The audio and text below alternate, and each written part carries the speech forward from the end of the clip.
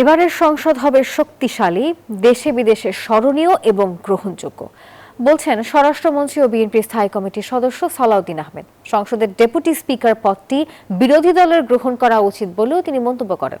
শুক্রবার দুপুরে গুলশানে বিএনপি দলীয় এমপিদের সংসদ বিষয়ক কর্মশালায় তিনি এসব কথা বলেন।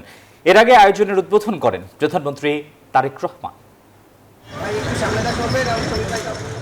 ত্রয়োদশ জাতীয় সংসদ নির্বাচনে 296 জন বিজয়ীর মধ্যে 219 জনই প্রথমবার নির্বাচিত হয়েছেন। এর মধ্যে বিএনপি থেকে প্রথমবার নির্বাচিত হয়েছেন 148 জন। বাংলাদেশের প্রতি 12 মার্চ শুরু হবে ত্রয়োদশ জাতীয় সংসদের প্রথম অধিবেশন। তার আগেই শুক্রবার বিএনপির নতুন এমপিদের সংসদের যাবতীয় বিষয় অবহিত করতে গুলশান কার্যালয়ে প্রশিক্ষণ কর্মশালার আয়োজন করে দলটি।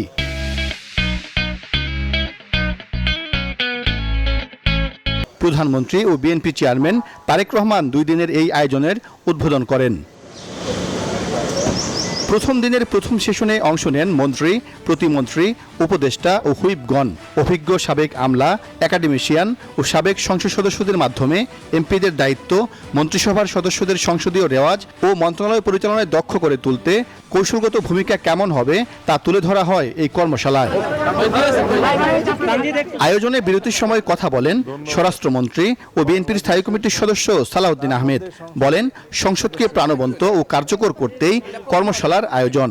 আমাদের জাতীয় জীবনের ইতিহাসে এই সংসদকে আমরা স্মরণীয় করে রাখতে চাই, যাতে একটা ছাত্রগণ অভ্যুত্থানের মধ্য দিয়ে নতুন প্রত্যাশা যা সৃষ্টি হয়েছে জনমনে, সেই প্রত্যাশা যাতে আমরা পূরণ করতে পারি। আমাদের পার্লামেন্টারি কালচারকে আমরা আরও শক্তিশালী করতে, এই পার্লামেন্টারি কালচার এমন হবে না যেগুলো দেখে মানুষ আমাদেরকে ভর্ৎসনা করবে। এই পার্লামেন্টারি কালচার এমন হবে তখন মানুষ বলবে আমরা এরকমই একটি জাতীয় সংসদ দেখতে চেয়েছিলাম। জাতীয় সংসদের ডেপুটি স্পিকার পদটি বিরোধী দলের গ্রহণ করা উচিত বলেও মন্তব্য করেন তিনি। তাদের সেই প্রস্তাবটা গ্রহণ করা উচিত বলে আমি মনে করি।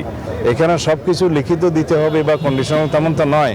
আমরা এটা উদারতা প্রদর্শন করতে চেয়েছিলাম যে আমরা চাই জুলাই জাতীয় সনদে যা কিছু আমরা সম্মত হয়েছি তা এখন থেকেই প্র্যাকটিস করি। কর্মশালা নিয়ে কথা বলেন সংসদের হুইপ রুহুল কুদ্দুস তালুকদার দুলু। কিভাবে সংসদীয় রীতিনীতি কার্যপ্রণালী বিধি অনুযায়ী কিভাবে পার্লামেন্ট চলবে এই বিষয়ে মানে সবাইকে সতর্ক থেকে আগামী দিনে সংসদ কিভাবে পরিচালিত হবে এই বিষয়ে একটা দিক নির্দেশনা দিন। কর্মশালার দ্বিতীয় সেশনে অংশ নেন ঢাকা, ফরিদপুর, রংপুর ও রাজশাহী বিভাগ থেকে নির্বাচিত বিএনপির সংসদ সদস্যরা। শনিবার সকালে ও বিকালে 2টি সেশনে কর্মশালায় উপস্থিত থাকবেন বাকি বিভাগের নতুন সংসদ সদস্যরা। সাইফুল ইসলাম, নিউজ 24, ঢাকা।